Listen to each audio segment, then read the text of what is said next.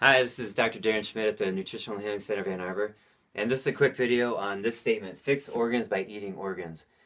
Now, we already know that plants are important and there's herbs, so don't stop eating plants and herbs. Um, but naturally, our bodies need protein and the nutrients that come from animals to repair our protein and to repair our organs. So this is just the way it is with Mother Nature, and there's no getting around that. So most of the time when I see a vegan or a very, very strict vegetarian, they need help with their health. And I've worked with them for a number of years, and they only get a certain percentage better, maybe 30 or 40% better. They never make it to 100% better because they're deficient in certain fats and proteins that their body needs.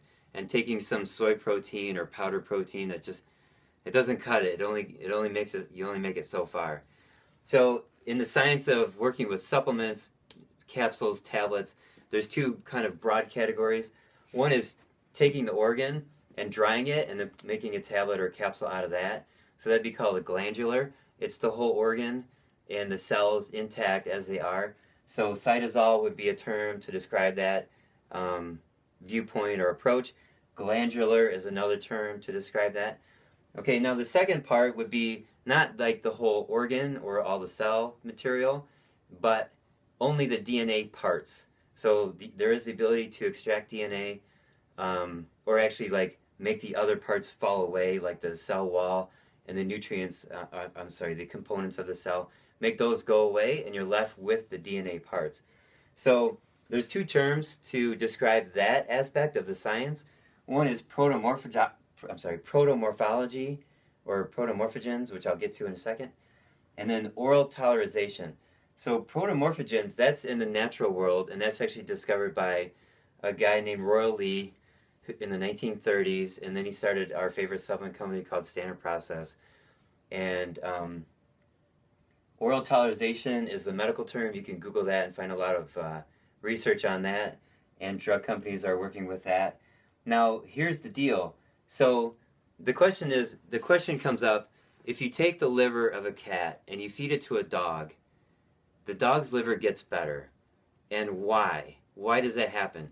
So the researchers of the 1880s and the 1890s were trying to figure out why. If you take that cat liver and you burn it to an ash and you feed it to the dog, it still works. There's something in that liver that can go up to 500 degrees Fahrenheit, and it doesn't break down, and it still works to heal the liver up. So it's been discovered by Royal Lee in the 1930s that the protomorphogen, what that nutrient is actually a mineral substrate. So it's not necessarily a living tissue. It's like a rock. It's not a rock, but it's a mineral with a structure to it. And once you go above 500 degrees Fahrenheit, then it'll break down, and it's not usable by the body. So that's that nutrient then affects how our cells grow, the replication of DNA, and it does other things. I'm not going to get into it, but it's a whole different way of looking at eating organs to fix your organs. Okay, so Royal Lee had this theory in the 1930s, and he studied the guys earlier in the 1890s. He studied what they were doing, and he continued that research in the 1930s. He wrote a book, right here, it's called Protomorphology, and then in the 1950s, he developed and built machines that could actually make these nutritional supplements with the protomorphogens, and they've been working well ever since, and they do what they're supposed to do. Okay, now a little caveat here regarding the history of nutritional research. So all these great thinkers and researchers and scientists were working on nutrition in the late 1800s, and then something happened in 1912 that changed the course of the research. What happened was the first synthetic vitamin was made in the lab, and that's vitamin B1. Dr. Funk was his name. And all these researchers said, oh, money, let's make more synthetic B vitamins and other synthetic vitamins and we can make a lot of money. And Royal Lee did not go that route. He continued the natural route. He was very ethical, and his purpose in life was to help people with their health and improve the status of our society.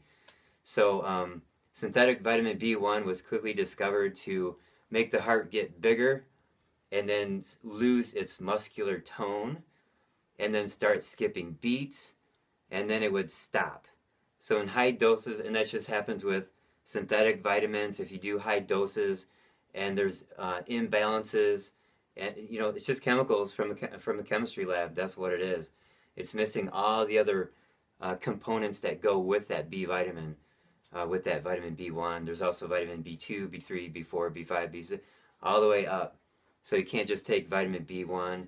You got to take all the B vitamins together, so your body's not overloaded with some chemical. It's got all of them put together. So I just want to address this because some people are kind of freaked out by this, but hey, that's just how it goes.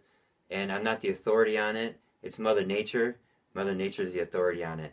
And look back at our ancestors, 200 years ago, 1,000 years ago. They would kill a pig, roast it, and they ate all of it. They ate the eyes, the brain, all the organs inside. The muscle meat like this, that could be given to the dogs because it wasn't as important for humans. And this muscle meat was also stored for the winter. So they would salt it or they would smoke it and they would eat that during the wintertime. The brain actually was